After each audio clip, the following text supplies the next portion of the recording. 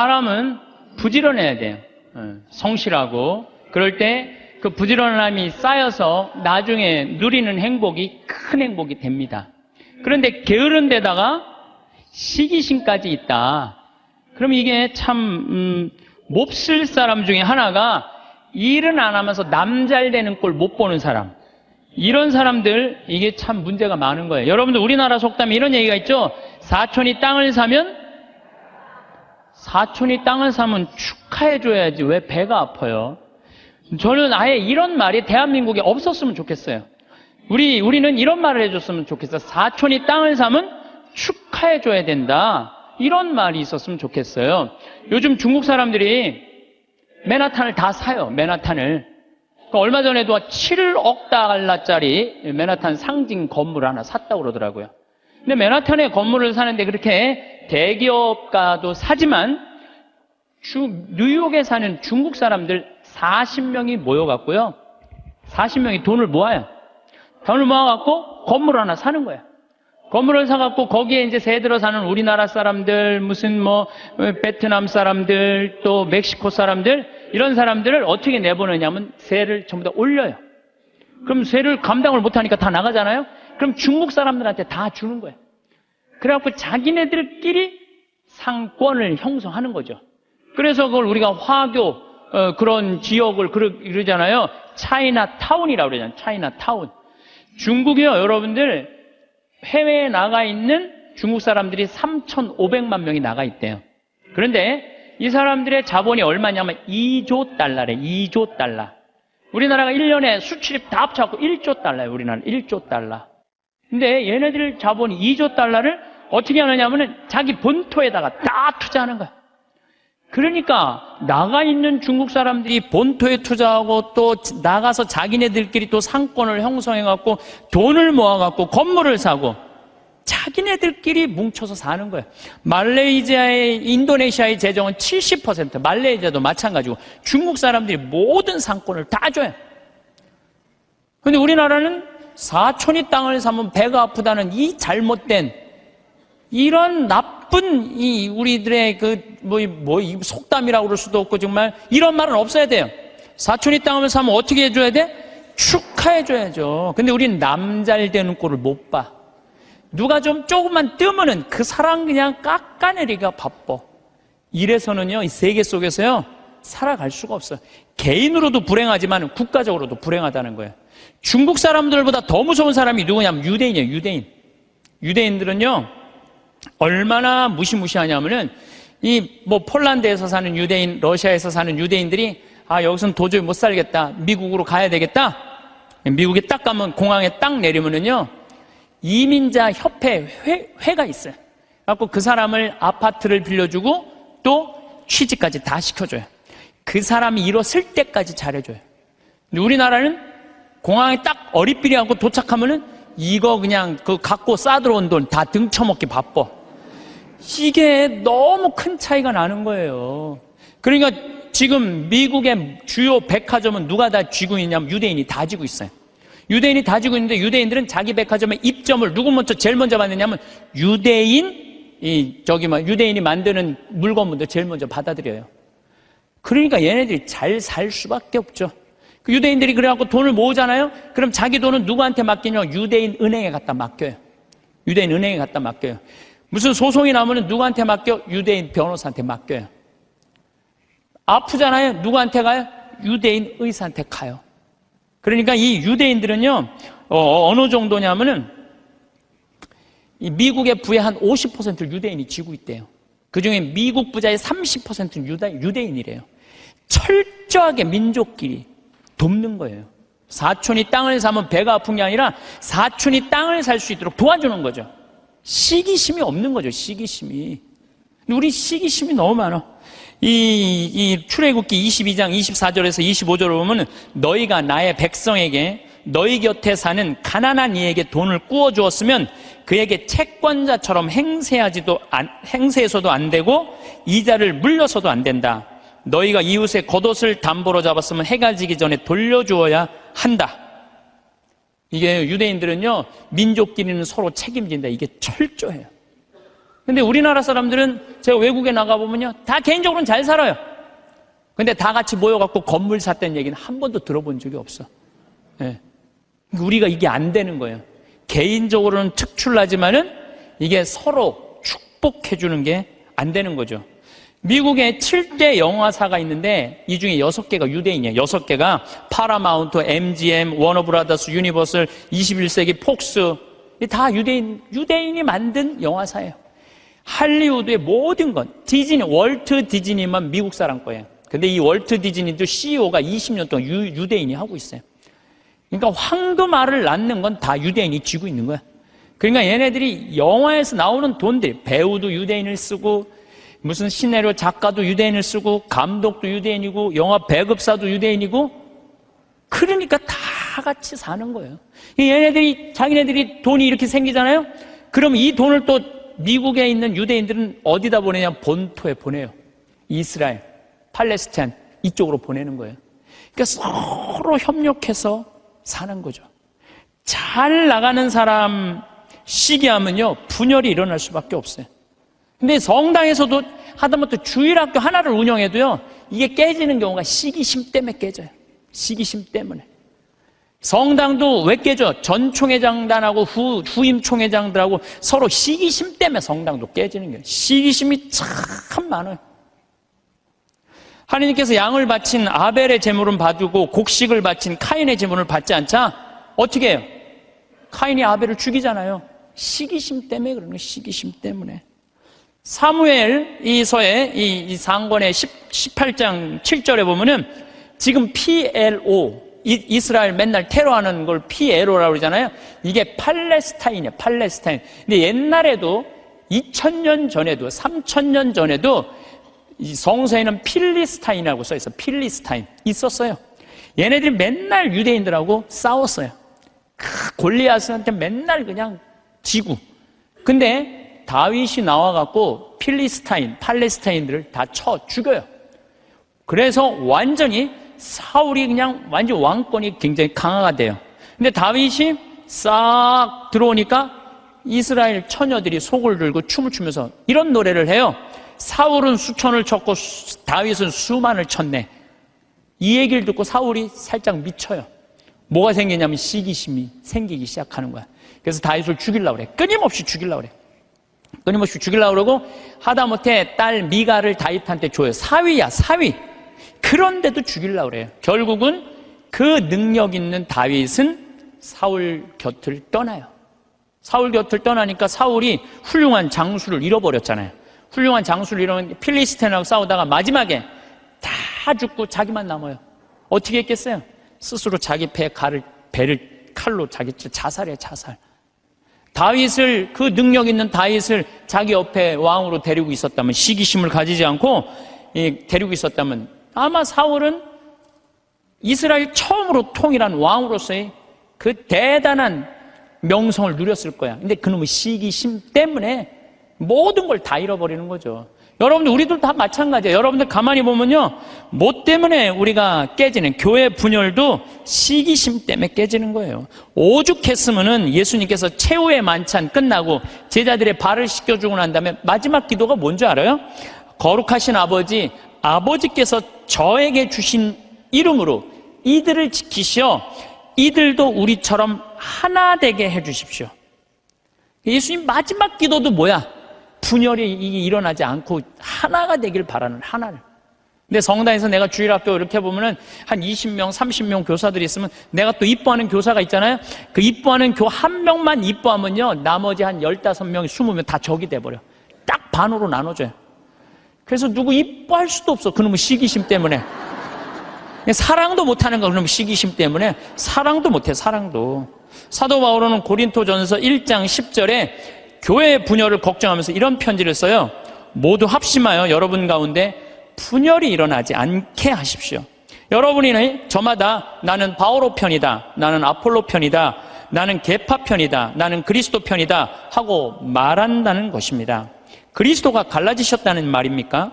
분열이 얼마나 심했으면 이런 말까지 했겠어요. 시기심으로 생긴 분열은요, 공동체를 망가뜨려요. 마음 안에 시기심이 있는 사람은요, 평화로울 수가 없어요. 뭐 여러분들 잘 알겠지만 이 영화 아마데우스의 그 모차르트하고 살리에르라고 그랬잖아. 살리에르가 너무 모차르트를 시기해갖고 마지막에 모차르트 막 계속 힘들게 작곡 이때까지 해야 된다 그러면서 그냥 거기에 그냥 막 모차르트가 막 해갖고 모차르트도 빨리 죽지만 살리에르도 결국은 정신분열로 정신병원에서 생을 마감을 해요. 그러니까 남을 축하해주는 사람은요 복을 받는데요, 남 안 되게 시기하는 사람은요 그만큼 고통을 겪는 거예요. 친구가 성공하거나 사회에 승진하면 축하해주는 넓은 아량이 있어야 돼. 남 시기한다고 내가 행복한 게 아니에요. 남 부러워한다고 내가 행복한 게 아니에요. 나는요 달리기를 정말로 못해요. 정말로 초등학교 뛰면 꼴등이야. 막 쭉 뛰어도 꼴등이야. 얼마나 이놈들이 빠른지. 난 정말로 달리기를 못했어요, 초등학교 때. 그리고 나는 참 그림을 못 그렸어요. 제가 이렇게 뭐 옛날엔 그림의 필요성을 별로 몰랐는데 뭐 외국에 다니고 뭐 미술관에 다니다 보면 뭐 얘네들이 막 고흐 막 이런 애들이 그림 그리는 거 보면요 내 마음 안에서 막 예술혼이 막 불타요. 그래갖고 막 집에 와갖고 막 도화지도 사고 크레용도 사갖고 집에 와서 막 그림을 그려요. 동창 신부들 오면 내가 보여줘요. 이 그림 어떠냐? 그러면은 동창 신부들이 이구동성을 하는 얘기가 조카가 그린 거냐, 조카가. 난 내가 그린 건데. 한 7살 정도 애가 내 그림을 보고 안 웃는 사람이 한 명도 없었어요. 명작이지, 보고 웃는 거 보면은. 그런데 수준은 조카가 그린 그림이냐. 난 그림을 참 못 그려요. 또 나는 수학을 참 못해요. 중학교를 안 다녀서 그런지 전 중학교를 안 다니고 검정고시를 봤거든요. 그래서 수학을 못해요. 고등학교 올라가도 이해가 안 되더라고요. 지금 나는 그래서 지금 학교 다니면서 수업 시간에 자는 애들 다 느낌 아니까, 걔네들 느낌 아니까 이해가 돼요. 왜냐하면 이해가 돼야지 수업 도저히 알아듣지를 못하니까. 난 수학을 정말로 못했어요, 수학을. 근데 내가 맨날 나는 왜 달리기를 못하지? 나는 왜 이렇게 키가 조그마지? 나는 왜 수학을 못하지? 나는 왜 그림을 못 그리지? 맨날 이런다면 난 불행한 사람일 거예요. 나는 그런 걸 못 가졌지만 난 뭐가 좋아요? 목소리가 좋잖아요, 나는. 네, 목소리가 좋잖아요.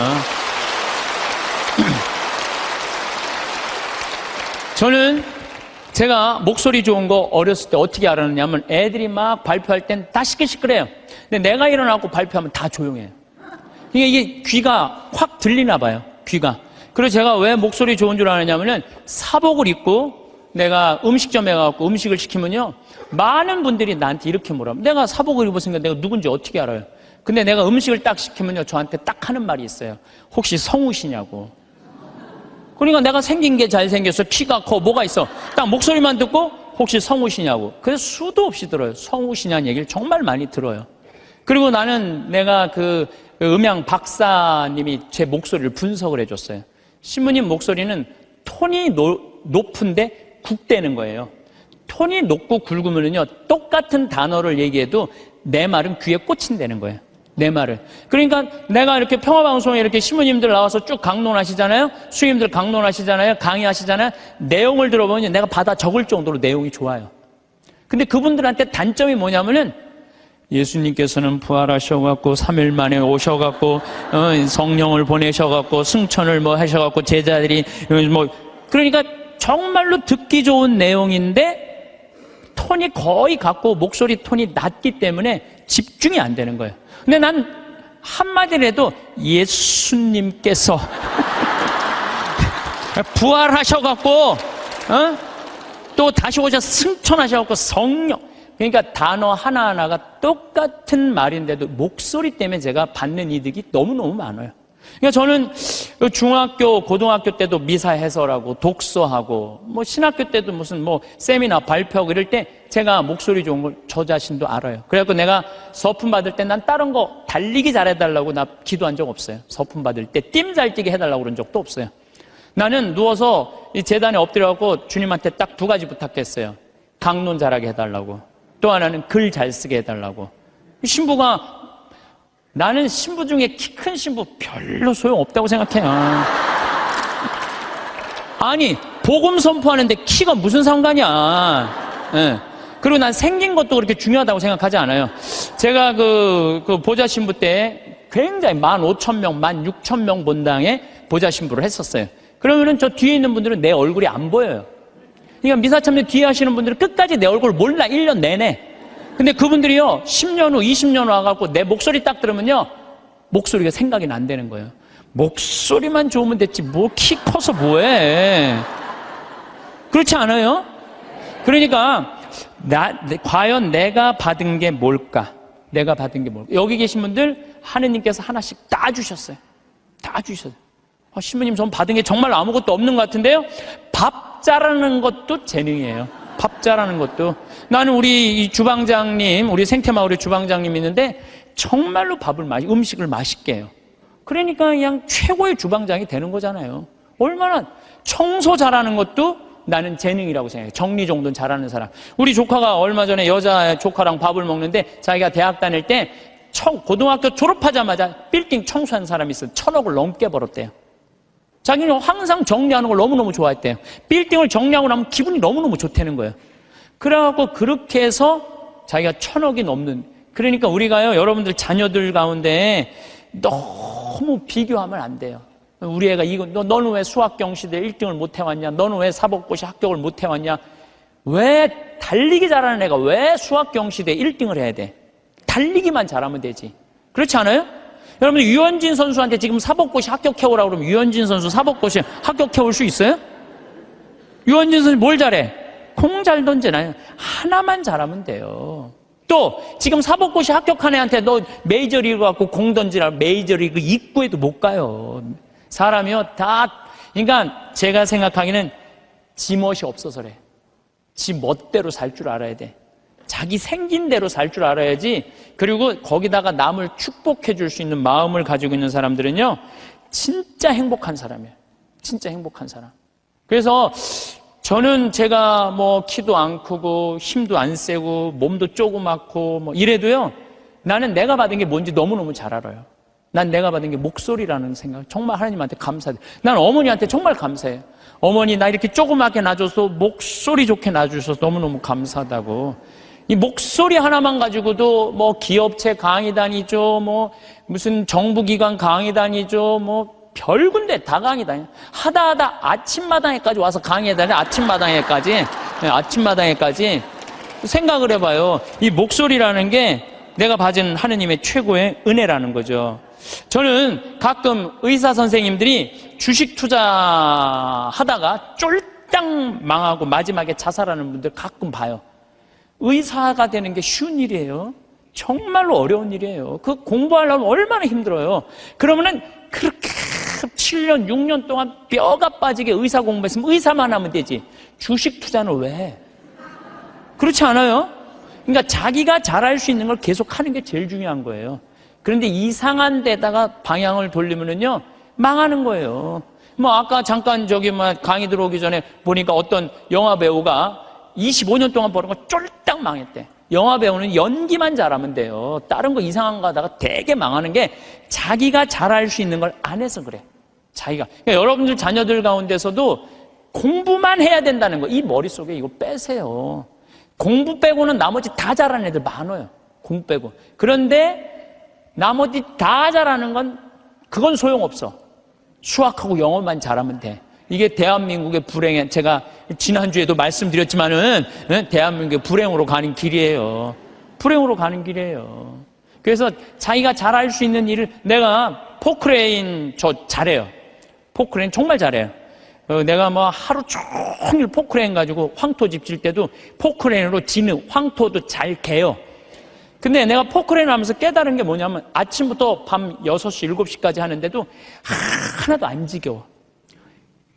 10시간을 여러분들 공부하라고 그래봐요. 나 아마 미칠 거예요. 10시간 공부하라고 그러면. 근데 포크레인을 10시간 하면 그냥 하나도 안 지겨워. 시간 가는지도 모르고. 일이라는 게요, 내가 재미가 있고 몸에 이렇게 탄력이 붙으면요, 일처럼 재미난 게 없어요. 그러니까 여러분들 자녀들 중에 혹시 몸은 튼튼한데 머리가 안 되는 애들은 생태마을에 한번 도전해 보세요. 예. 저는 우리 생태마을이 지금 여주도 나는 고등학교 졸업한 아이로 하고 싶어요. 여주도. 그리고 아프리카 자카란다도 그 농장도 고등학교 졸업한 아이들 파견하고 싶어요. 그 가끔 50살, 60살 되신 분들이 전화해. 거기 생태마을 취직하고 싶다고. 지금 우리 생태마을에 50살, 60살 천지 지금. 예. 우리가 이 세대 교체가 필요한 거, 세대 교체가. 그래서 혹시 이 방송 듣고 나도 저기 가서 일할까?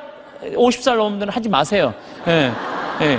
대신 누굴 보내? 자녀를 보내, 자녀. 몸은 튼튼하나 머리가 안 돌아가는 애들, 이런 애들 꼭 좀 보내주시기를 바라겠습니다. 여러분들, 남을 축복해주는 일은 참 즐거운 일이에요. 시기하지 않고 남을 축복해주는 건 참 즐거운 일이에요. 그래서 저는 우리 후배들이 막 강론자라고 이러면 너무 기분이 좋아요. 나 우리 생태마을에 이제 부관장 신부들이 3분이 이제 지금 왔다 갔는데, 저는 이제 강의는 내가 하지만 미사 강론은 부관장 신부님들이 되게 해요. 너무 강론을 잘하세요. 그러니까 사실 제가 강의하는 거에 많은 부분들은 부관장 신부들이 강론하는 걸 듣고 내가 그걸 갖고 여기서 하는 거예요. 그래서 내가 부관장 신부들한테 손을 꼭 잡고 너무 고마워. 나한테 이런 재료를 제공해줘서 너무너무 고마워. 참, 이렇게 후배 신부들이 강론 잘하는 거 보면 기분이 너무 좋아요. 그것도 막 사목 잘하면은 막 박수 쳐주고 싶고. 그럼 내가 행복해요. 근데, 저놈의 새끼 봐라. 나보다 강론을 잘하네? 이때부터 불행해지는 거예요. 남을 내가 조금 능력이 모자라도 잘하는 사람을 이렇게 칭찬해 줄 때 나도 행복하고 너도 잘 살고 나도 잘 사는 거야.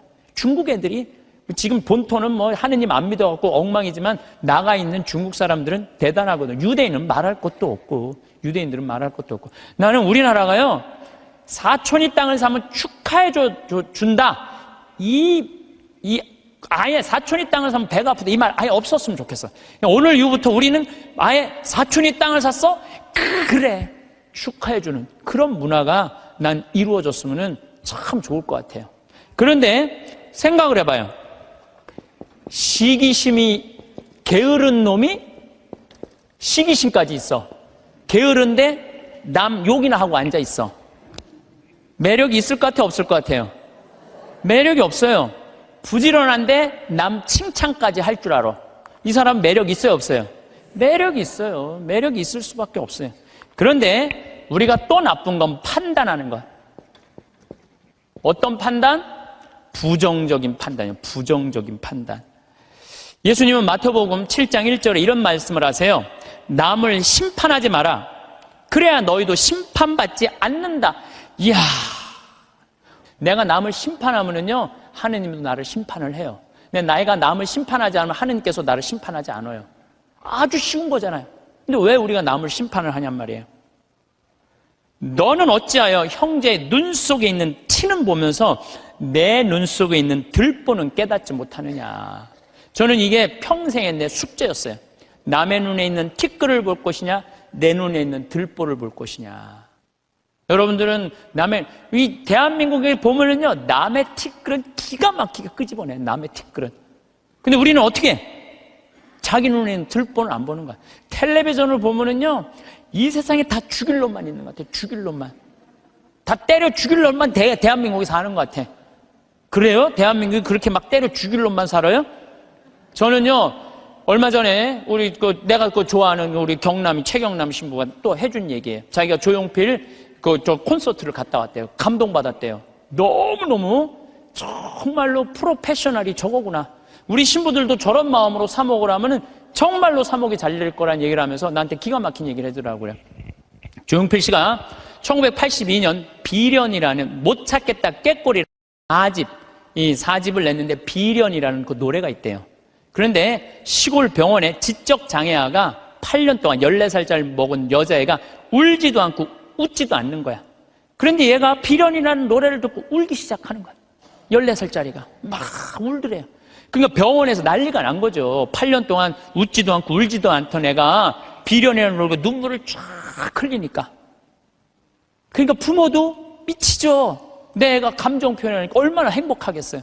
그래갖고 그 병원에서 연락을 한 거예요. 조용필 씨한테. 제발 우리 병원에 한 번만 와갖고 이 아이 손 한 번만 잡아줘라. 손 잡아주고 노래까지 해주면 더할 나위 없지만 손이라도 잡아줘라. 했는데 그때 조용필 씨가 1982년 4집 못 찾겠다 꾀꼬리 할 때 캬바레에 가서 노래 한 곡 하면 3천만 원을 받았대요. 지금 돈으로. 근데 보통 하루에 3-4번씩 나갔대요. 그러니까 그 매니저가 무슨 소리냐, 지금 하루에 1억씩 버는 사람인데 그 시골까지 위약금 물 수 있느냐? 꿈도 꾸지 마라. 전화를 끊었대요. 근데 조용필 씨가 이렇게 바깥에서 듣으면 무슨 얘기냐? 그랬더니 매니저가 아니 저기 뭐 어떤 지적 장애 여자아이가 당신 비련이라는 노래를 듣고 막 눈물을 흘리다고 병원에 한번 초대를 한다는데 아니 이제 바빠 죽겠는데 거기를 어떻게 가느냐? 그랬더니 오늘 공연이 몇 개냐고 그랬더니 뭐 4개라고 그랬더니 그거 다 취소해라. 내 위약금 내가 물겠다. 가자 그 병원에 차 대라. 그랬더니 조용필 씨가 차를 타고 그 시골까지 쫙 간 거예요. 갔는데 얘를 딱 봤는데 얘가 뭐 조용필이 누군지 어떻게 알아요? 보고 가만히 있는 거야. 근데 조용필 씨가요 대단한 사람이 그 14살짜리 여자의 손을 잡고 비련이라는 노래를 부르는 거예요. 기도하는 사랑의 손길로 탁 이렇게 노래를 쫙 그냥 오빠 막 그러잖아요 여러분들. 그러니까 얘가 또 눈물을 쫙 흘리는 거야. 그러니까 그냥 이 병원이 감동이죠 감동. 그리고 이 조용필 씨는 그걸 보고 갔어요. 부모님이 너무 감동받아서 우리가 조금이라도 사례를 할 테니까 통장 번호를 알려달라고 그랬더니 조용필 씨가 한 말이 전 정말 기가 막힌 말이에요. 나는 오늘 저 아이의 눈물을 통해서 이제까지 받은 모든 돈, 앞으로 받을 돈 모든 것보다 비싼 보상을 받았다. 그러니까 나한테 돈 보낼 생각하지 말아라. 탁 갔다는 거예요. 그게 1982년 얘기예요. 그래서 물론 내가 조용필 씨가 훌륭하다는 건 알았지만 그 다음에 내가 조용필 씨 뒷조사를 쫙 해봤어요. 뒷조사를 해봤더니 자기 부인이 세상을 떠났을 때도 23억인가 4억이나 되는 돈을요 다 어려운 사람을 위해서 다 기증하고 그 다음에 소아 백혈병 걸린 아이 한 500명 수술비를 다 대주고 지금도 1년에 몇 억씩 어려운 아이들을 위해서 내놓는다는 거예요. 그러니까 우리가 이 세상을 보면서 다 나쁜 놈들만 있는 게 아니에요. 우리가 참 훌륭한 사람들이 많아요. 요즘 저는 김장호 씨, 독도 참 여러분들 이거 대단한 가수 하나가 대단한 일을 하는 거예요. 지금 독도 뭐 100억 모은다 그러잖아요. 저도 이제 동참 꼭 하고 싶어요. 여러분들 일본 애들은요 자기네 나라에서 살고 싶지 않은 애들이에요. 2011년 3월 11일 후쿠시마 지진이 일어났지. 원자력 발전소, 원자탄 폭탄 터진 거예요. 그것 때문에 지금도 방사능 때문에 고생하고 있죠. 태풍은 그냥 일본에 다 가서 지금 아직도 10월 30일인데 아직도 무슨 프란치스코 뭐 이거 태풍 다 살고 싶지 않은 거예요. 1905년에 일본 애들이 우리나라를 어떻게 돌아왔는지 독도는 우리 땅 그리고 우리나라 먹은 거예요. 지금도 독도는 우리 땅이라고 자기네들 이번에 뭐 외교 홈페이지에 하잖아요. 한국 먹고 싶다는 거예요. 그러니까 대놓고 얘기하는 거 대놓고. 근데 이 정치인도 기업인도 못하는 가수 한 사람이 얼마나 대단해요. 이 세상은요 나쁜 놈만 있는 게 아니에요. 정말로 멋있는 사람들이 많아. 근데 우리는 어떤 판단을 부정적인 판단하는 거예요. 그 부정적인 판단 때문에 잘못된 판단으로 이어지는 경우가 너무 많다는 거예요. 조조가 동탁을 죽이려고 그래요. 한 왕실을 자꾸 동탁이 쥐고 흔들으니까 그러니까 조조가 죽이려고 그러다가 들켜요 동탁한테. 왜냐하면 동탁이 무술이 너무 뛰어나거든요. 도망을 가기 시작해요. 진궁이랑 장우수랑 막 도망을 가는데 동탁이 전국에다 방을 붙인 거예요. 조조 잡아오면 엄청난 벼슬과 상을 내리겠다고. 그러니까 조조는 마음 편안하게 쉬지를 못한 거죠. 산속으로 굶으려가면서 그냥 여기저기 피신을 하다가 조승 아버지 친구 여백사라는 집에 이제 숨어들기 시작해요.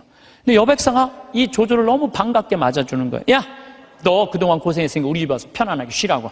내가 방 따뜻하게 해줄 테니까 편안하게 쉬라고. 근데 우리 집에 음식을 준비할 테니까 근데 문제는 우리 집에 술이 없다. 내가 고을에 가고 술을 받아올 테니 너는 쉬고 있어라. 그리고 이제 여백사는 이제 고을로 술 받으러 나간 거예요. 근데 이 의심 많은 조조는 혹시 고을에 가서 나 고발하러 간 거 아닌가 의심하기 시작해요. 의심을 막 하는데 그러니까 이제 집을 염탐을 하는 거야. 근데 부엌문이 이렇게 닫혀져 있는데 부엌에서 칼 가는 소리가 들리는 거야. 칼 가는 소리가. 근데 집안 식구들이 이런 말을 하는 거예요. 큰 놈부터 잡을까 작은 놈부터 잡을까. 아니 조조는 조그매고 진궁은 컸거든요. 이것들 봐라. 여백사는 나를 고발하러 가고 저것들은 나를 죽이려고 그러네.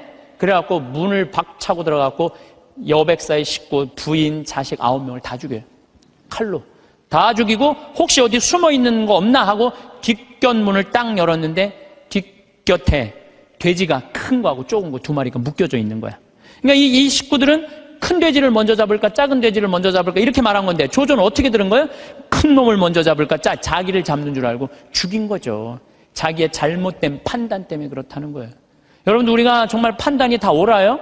여러분들? 그래갖고 조조가 막 도망을 가요. 도망을 가는데 술을 받아서 기분 좋게 오는 조승을 길에서 여백사를 만나요. 그 자리에서 죽여요, 조조가. 왜? 한 번 잘못한 걸 덮기 위해서는 더 큰 거짓말을 하고 더 큰 잘못을 저지르는 거예요. 그래서 여기 계신 여러분들은 정말로 내 눈에 있는 뭘 봐야 돼? 들보를 볼 생각을 해요. 남의 눈에 있는 티끌 꺼낼 생각하지 말고. 나는 이 성서 예수님이 참 예수님 말씀마다 정말 묵상하면 정말 깜짝깜짝 놀랄 말씀 정말 많아요. 이게 소크라테스가 너 자신을 알라 그 얘기하고 똑같잖아요. 그렇죠? 그 다음에 이 공자의 제자 증자가 성인 1일 3성 1일 성인지도 1일 3성 오신 자기 일을 3번 반성하라고 그러잖아요. 그러니까 우리가요 신앙인들은요 남 잘못 캐내는 사람이 아니에요. 신앙인들은 누구 잘못 캐내는 사람이야? 내 잘못 캐내는 사람이야. 내 잘못을 캐내갖고 나를 똑바로 세우는 게 신앙이냐. 근데 자기 자신이 어떤지도 모르고 남만 특히 성당 다니면 활동하면은 자기 모습은 안 보이고 누구만 보여? 남만 보이잖아. 누구는 어쩌고 누구는 어쩌고 레디오 단장은 어떻고 꾸리아 단장은 어떻고 저건 어떻고 막 남욕만 디립다 하잖아요. 근데 남욕할 시간 있으면 누구 들여다봐? 자기 들여다. 부처님 제자 넷이서 장인들끼리 토론했어. 야 인생 살아가면서 제일 괴로운 게 뭐냐? 그랬더니 한 제자가 사랑이다 사랑. 얼마나 사랑 때문에 우리가 고통을 많이 겪어요. 우리가 이 세상을 살면서 남녀 문제 수도 없는 갈등의 원인이잖아요. 그랬더니 옆에 있던 제자가 아니다. 사랑보다 더 고는 건 배고픔이다. 그렇죠. 배고픔의 고통. 이거 정말 힘든 거죠. 오죽하면은 대학 교수가 그 돈 몇 푼 받아보겠다고 교수 자리까지 올라가기가 얼마나 힘들어. 그런데 부정 입학 그 몇백만 원 받아갖고 부정 입학하고 교수 자리 쩔러나가고 이게 배고픔의 고통 때문에 배고픔. 그냥 먹어도 배고픈 게 이게 인간의 욕심이에요. 인간의 욕심.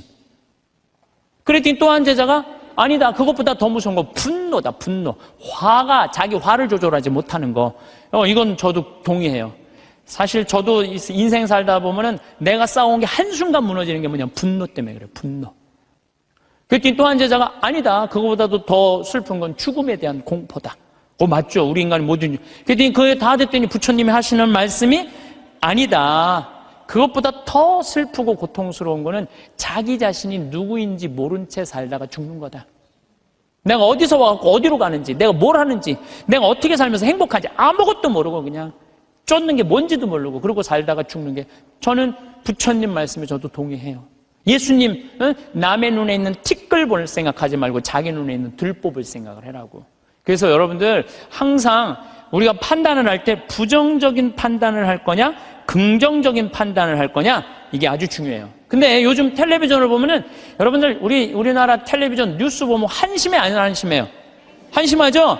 정치인들 정말로 내가 지난번에 생명을 살리는 말씀에도 얘기했지만 진짜 서로 진짜 지금까지도 한심해요.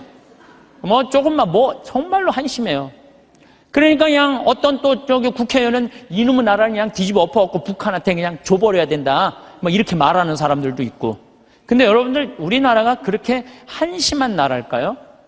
저는요 5,000년 역사상 우리나라가 5,000년 역사상 지금처럼 잘 먹고 잘 사는 적은 없어요.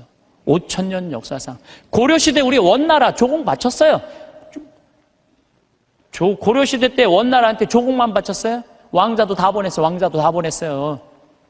조선시대는 명나라, 청나라 다 조공 바치고 다 왕자들 다 보내고 소현세자 이런 사람 다 가 있는 거 다. 그리고 그냥 청나라 끝나고 나니까 그 다음에 누구한테 나라 뺏겼어요? 일본한테 나라 뺏겼어요. 1,000년 이상을 통일 국가 다 나눠줘서 싸우고 지금도 나눠져 있지만 그렇게 우리나라 역사가 질곡의 역사를 갖고 있어요. 그런데 이 5,000년 역사상 지금처럼 우리나라가 강성했던 적은 없어요. 우리나라가 경제 규모가요 1조 달러야. 무역 규모가 세계 8위, 경제 규모는 세계 15위예요. 근데 일본은 6조 달러야. 무역 규모가. 중국이 8조 달러, 미국이 14조 달러야. 그러니까 우리가 사실은 참 우리나라도 피곤한 나라야. 양쪽에 너무 센 놈들이 있는 거예요. 중국하고 일본하고. 근데 중국하고 일본이 경제 규모가 일본이 6조 달러, 중국이 8조 달러예요. 우린 1조 달러밖에 안 돼. 근데 그전에는 1조 달러도 안 됐어. 그러니까 참 조공 바치고 살았던 거죠. 그런데도 또 전 세계에서 일본 놈하고 중국 놈 무시하는 것도 대한민국 사람밖에 없어요, 또. 근데 제 생각엔 그래요. 제 생각에는 그래도 5천 년 역사를 보면 지금처럼 우리가 잘 살고 잘 먹고 잘 사는 적이 없어요. 여러분들, 우리나라 차 잘 만들어요. 차 잘 만들어요. 제가 지난 9월 달에 미국 그 뉴욕의 자살방지 협회에 가서 강의를 갔다 왔는데 그 초청한 회장님이 차를 이번에 싹 바꿨대요. 뭐 워낙 뭐 돈이 많은 분이라 뭐 에쿠스, 뭐 볼보, BMW, 렉서스 뭐 5대를 다 바꿨대요. 근데 그 중에 제일 마음에 드는 게 에쿠스래요. 나한테 정말 그런 말을 하면서 한국이 차 브랜드가 떨어져서 그렇지 한국 차 잘 만든다고. 그것도 40년 만에. 남들은 100년, 120년 됐는데 40년 만에 이렇게 쫓아온 것에 대해서 자기는 에쿠스를 타고 다니면서 너무너무 자랑스럽다는 거예요. 그런데 대한민국 차를 누가 제일 무시하느냐? 대한민국 놈들이 제일 무시해요. 이게 부정적인 시각으로 바라보는 거, 부정적. 텔레비전 잘 만들고. 그렇잖아요. 또 휴대폰 잘 만들고. 제가 이 휴대폰도 아이폰 막 나오고 난리 칠 때 제가 그랬어요.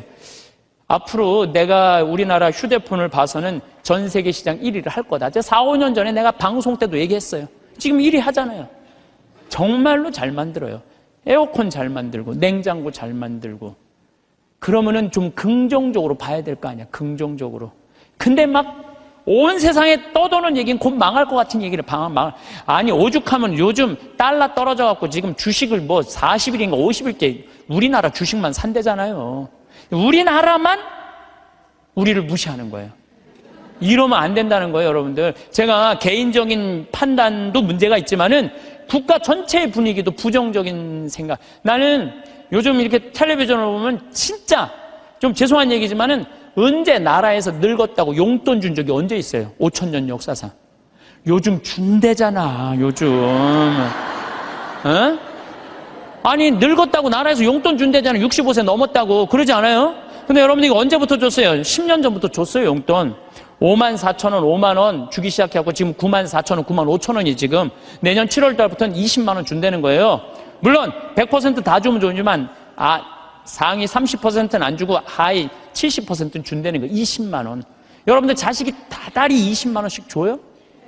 자식도 안 주는 용돈 준대잖아, 나라가. 에? 그러니까 여러분들은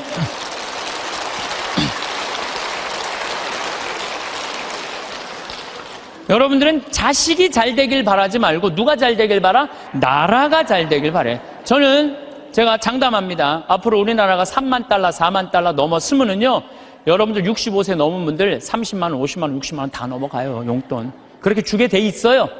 그러니까 여러분들은 우리나라가 긍정적인 마음으로 정말 나라가 융성할 수 있는 그런 마음으로 나라가 잘 되길 바라야 되는데 우리는 입만 열면 조금 있으면 망해야 된다고, 조금 있으면 망해야 된다고 이렇게 말하면은요, 그래서 그게 개인적으로나 국가적이나 사회적이나 부정적인 눈으로 세상을 보면 안 돼요. 우리 생태마을에 주창덕 씨라고 북에서 넘어온 탈북자가 한 명이 일을 하고 있어요. 근데 이분이 진짜 그 함경북도에서 살다가 지금 55인가 이쯤 나이가 됐는데 북의 얘기를 들어주면요, 우리 직원들은요 다 뒤로 넘어가는 일이 너무너무 많아요. 이 사람들은요 쌀 구경한 적 없대요. 밀가루도 구경한 적 없대요. 제가 제일 놀라운 건 뭐냐면은 북한 사람들 밀가루 먹고 사는 줄 알았더니 밀가루는 1년에 2번 나온대요. 2번. 그리고 강냉이 죽만 먹고 산대요.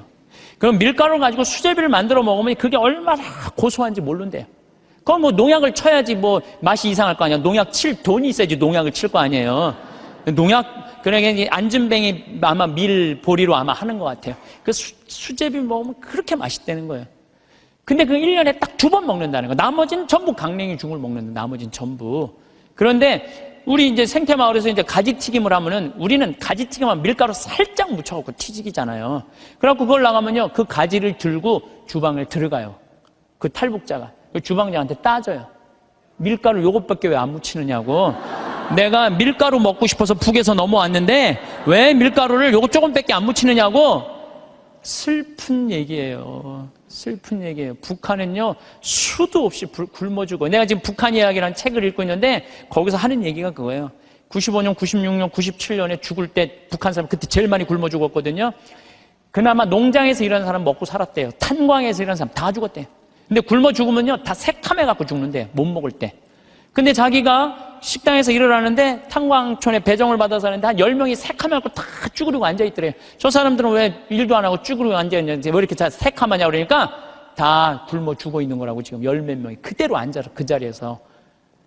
참, 북한 얼마 전에 뭐 6명 넘어갔던 분들 다시 한국으로 보냈잖아요. 그분들 내가 쭉 읽어봤어요. 북한 가면 어떻게 대우할 줄 알고. 아파도 병원 한번 가본 적도 없고 그냥 고통이란 고통을 다 겪고 그리고 온 거예요.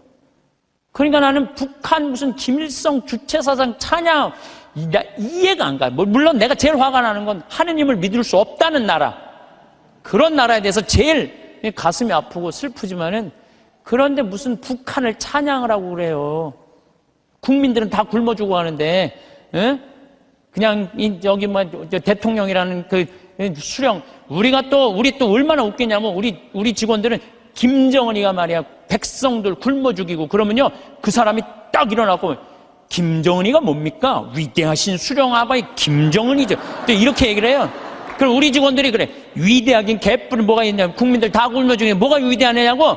그러면은 그분이 그래, 그건 또 맞는 말입니다. 또 이런다. 근데 더 슬픈 건 뭐냐면은 이분이 왜 탈북을 했느냐면 자기 딸하고 같이 해서, 딸은 지금 간호학과 대학을 다니고 있는데 자기 아들이 관절염이었대요. 부인은 심장병이고 그거 고치고 싶어서 탈북을 한 거예요. 그래갖고 이제 돈을 이제 우리 생태마을에 이제 돈을 조금씩 모아갖고 좀만 기다리면은 자기 가서 데리고 올 텐데 안 기다린 거야. 이 아들하고 부인이 이번 여름에 압록강을 건넌 거예요. 압록강을 건넜는데 기다렸는데 연변에서 만나는 사람이 못 만났다고 전화가 온 거예요. 아니 그냥 우리 생태마을에서 저녁에 밥을 먹으면 얼굴이 하얘갖고 아주 이만 다 죽어가더라고. 그래서 내가 물어봤어. 왜 그러느냐고. 뭐 주창덕 형제. 그랬더니 하는 말이, 아니 북에서는 건너갔다는 소식이 왔는데 연변에서 못 만났다는 거야. 그래서 내가 비행기표 끊어주고 돈 주고 가서 찾아와 봐라. 자식 아들하고 부인 소식을 모르니까 일이 손에 잡히겠어요? 찾아와 봐라. 그래갖고 갔다 왔는데 결국은 못 찾고 자기만 넘어가다가 죽은 거죠. 물에 빠져서 압록강 너 죽은 거예요. 여러분들 지금 대한민국 사람들은요 호강에 요강을 타고 있는 거예요. 지금 여러분들이 남한에 태어난 게 얼마나 감사한, 정말로 감사한 거예요. 지금 북한에 그래도 지금 신앙을 하는 게 1%도 된대요. 숨어서 신앙생활하는 비율이 1%가 된다는 거. 우리 천주교하고 개신교하고 있다는 거예요. 지금도 그들이 정말로 마음 편안하게 하느님께 찬양 드리고 영광 드릴 수 있는 거, 통일이 돼야 돼요. 뭐 여러 가지 이유로도 통일이 돼야 되지만은 그 안에 이 정말로 신앙의 빛을 전해줄 수 있는 통일이 돼야 되는 거예요. 우리 이 대한민국은 이렇게 보면은요 참 부정적인 시각이 너무 많은 것 같아요. 여러분들 정말로 한국은요 정말로 행복한 나라예요. 정말로. 요즘 나는 한국에 이렇게 외모로 평가하는 경향이 참 많아. 잘생기면 다 오케이야. 키 크면 다 좋고, 뭐 남자는 키가 커야 돼. 키가 개뿔 뭐 키가 크 뭐가 좋아요. 이 기장이 저기 뭐 기지나 많이 들어가지. 키 큰 게 뭐가 좋아. 그냥 이쁘면 다 용서해. 이쁘면 다 용서해. 이쁘면 다 용서해. 그래서 가끔 이렇게 말하는 사람들이 있어요. 내가 사람 하나 제대로 볼 줄 안다. 척 보면 안다. 그게 여러분들 자기 발목을 잡는 거예요. 뭐 확실한 얘기는 아니라고 그러지만 떠도난 얘기에 이제 하버드 대학에 스탠포드 부부가 가갖고 허름한 옷을 입고 스탠포드 부부가 가갖고 하버드 대학 총장실에 가갖고 나 좀 여기 아들이 죽었거든요. 16세 하버드대 다니다가. 그래갖고 나 여기 좀 기증하고 싶다. 좀 총장을 만나게 해주라. 너무 허름하니까 이 수위가 당신 같은 사람이 뭘 기증하냐? 안 만나게 해줘요. 그래갖고 이 사람이 이 샌프란시스코 사람인데 아주 철도로 돈을 버는 사람이야. 아니 저 하버드 대학에서 우리 돈을 기증을 안 받느니 차라리 우리가 그냥 여기다가 대학을 하자. 그래갖고 생긴 대학이 스탠포드 대학이라는 거예요. 지난번에 산호세 강의 갔을 때도 스탠포드 대학을 지나가 봤는데 어마어마하게 전화더라고. 대학이 아니라 거의 뭐 궁전같이 전화더라고요. 그래서 그 하버드 정문에는 이런 말이 써 있대요. 사람을 외모로 판단하지 말라라는 글귀가 있대요. 예. 죄로 가는 길은 내 눈에 있는 들보 볼 생각은 안 하고 남의 눈에 있는 티끌 끄집어내는 이런 사람들이 죄로 가는 거예요. 그러니까 여러분들 남 판단하지 마세요. 남 평가하지도 마시고 남 비난하지도 말고 판단하고 난 다음에 비난하지도 말고 똥 묻은 겨 묻은 겨 비웃는다는 그런 우리 속담도 있듯이 자신의 잘못된 점을 되돌아보는 일이 우리가 중요한 것 같아요. 특히 신앙인들은 남 누구 어떻고 이거는요, 이 사도 바오로가 남을 해치는 말은 입 밖에도 내지 말라고 그러잖아요. 남을 해치는 말은. 근데 우리가 그냥 이게 몸에 배 있어. 남한테 흠이 되는 말 한마디를 해더라도 우리가 정말로 이거 조심하고 두려워해야 되는데 이게 안 되는 거야. 생각을 해봐요. 게으른 데다가 시기심까지 있는데도 판단을 부정적으로 해. 이 사람 이거 쓸 데가 있는 사람이야, 쓸 데가 없는 사람이야? 쓸모가 없는 사람이야. 여러분들 뒤집어서 이렇게 생각해봐요. 성실하고 남 칭찬할 줄 알고 긍정적으로 모든 세상을 바라볼 줄 아는 사람. 이런 사람 죄 질 것 같아, 안 질 것 같아요? 죄 안 져요. 이 작은 것들이 모여서 큰 죄가 되는 거예요. 작은 것들이 모여갖고 큰 죄가 되는 거예요. 그래서 저는 우리 교우들이 살면서 항상 긍정의 에너지가 사람을 사랑하고 칭찬해주고 평생의 설계가 돼 있는 그런 분들이 됐으면 좋겠어요. 살다 보면 때로는 작은 게으름이 스르르 찾아옵니다. 이것쯤이야 하고 넘긴 작은 일들이 쌓여 어느새 마음의 짐이 되기도 합니다. 어제와 똑같은 오늘, 오늘과 크게 다르지 않을 것 같은 내일 속에서 새로운 것을 배우거나 작은 변화를 시도하는 일이 버겁게 느껴질 때도 있습니다. 오늘은 피곤하니까 나중에 해도 괜찮겠지 하는 달콤하지만 나른한 작은 속삭임들이 모여 행동을 주저하게 만듭니다. 편안함에 익숙해져 새로운 시도를 망설이거나 꼭 해야 할 일을 잠시 뒤로 미루는 마음, 그것이 반복되면 삶의 활력을 조금씩 잃어갈 수 있습니다. 마치 잔잔한 호수 표면 아래로 가라앉는 낙엽처럼 미루는 습관은 우리도 모르는 사이에 삶의 에너지를 잠식합니다. 그렇게 몸과 마음이 무거워지면 괜스레 다른 사람이 가진 것이 더 커 보이고 부러워지기도 합니다. 삶의 무게는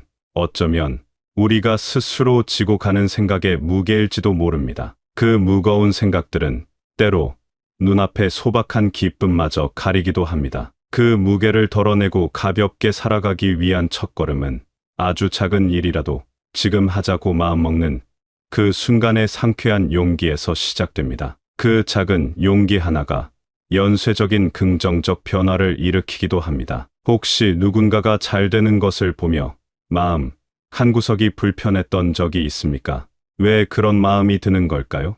아마도 우리 마음속에는 나도 더 잘하고 싶고 더 많은 것을 갖고 싶은 자연스러운 바람이 있기 때문일 겁니다. 때로는 세상이 정해놓은 성공의 기준에 나 자신을 맞추려다 보니 혹은 더 나아지고 싶다는 건강한 욕구가 방향을 잘못 틀어 남과의 비교에서 자유롭지 못한 것일 수도 있습니다. 하지만 그 바람이 남을 향한 시샘으로 변하면 내 마음만 더 힘들어집니다. 마치 맑은 샘물에 작은 돌멩이 하나가 파문을 일으키듯 시기심은 우리 내면의 평화를 깨뜨립니다. 다른 사람의 빛을 보고 내 그림자를 더 짙게 느끼는 것이 아니라 그 빛을 통해 나도 함께 빛날 수 있음을, 우리 모두의 가능성이 서로 연결되어 있음을 기억해야 합니다. 이웃집에서 잔치가 열릴 때 진심으로 박수 쳐주는 마음은 오히려 내게 더 큰 복을 가져다 줍니다.